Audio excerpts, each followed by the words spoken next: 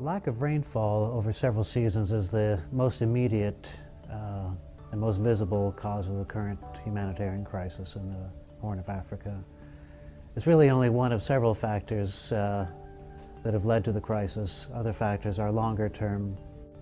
They include a very large population that depends on rain-fed agriculture and pastoralism for their livelihoods and sustenance. These rural populations tend to be quite poor, and they've been locked in poverty for quite a long time. Environmental degradation, soil degradation, water degradation, and rapid population growth have compounded the problem. The climate is changing, which is changing the frequency of extreme events such as the current drought in ways that can only partially be anticipated. I would like to highlight another factor that's contributed. Since the early 1990s, there's been a serious neglect in agricultural development in that region and most of Africa south of the Sahara Desert. It's been driven more by shifts in ideology than any real evidence among some of the key international development organizations.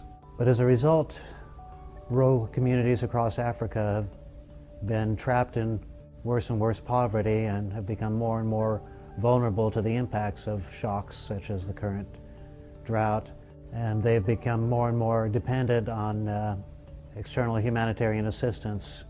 As a result, we have a cycle of accelerating poverty, vulnerability, and dependence that can best be described as a larger and larger slice of a smaller and smaller pie, having to go to short-term crisis relief instead of longer-term development that could have prevented the crises. There seems to be some evidence that policy makes a huge difference in the current crisis in the Greater Horn of Africa. For example, northern Kenya, southern Ethiopia, and Somalia have similar severity of drought, but the humanitarian crisis is much more severe. The loss of livelihood and life is greater in Somalia, largely because the government is weaker. There are fewer policies that are effective at mitigating the effects of the drought. Whereas in Ethiopia, there are very strong safety net programs, and in Ethiopia and Kenya, you also see the humanitarian response community better organized. You see evidence of them learning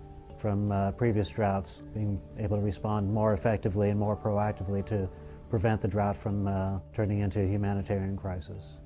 There's several promising opportunities to empower rural communities in East Africa to manage climate-related risk more effectively. In the CCAFS program that I'm involved in, for example, in southern Ethiopia, we're going to be working with pastoralists on exploring index-based insurance for livestock for pastoralists.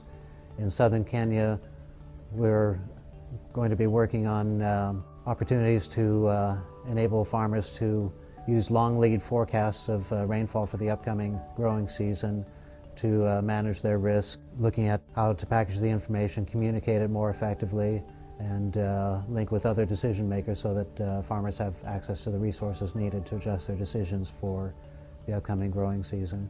We're also going to be working with the food security response community on meeting some of their needs for better climate-related information and providing policy support for improved decision-making using improved information. At the most fundamental level, the urgent need is to reverse the decline in agricultural development, and there are a number of promising initiatives that are reinvesting in agriculture in sub-Saharan Africa. I believe that if they're directed well and if they're sustained, they'll help reverse the current vulnerability and chronic poverty that contributes to the vulnerability to climate shocks.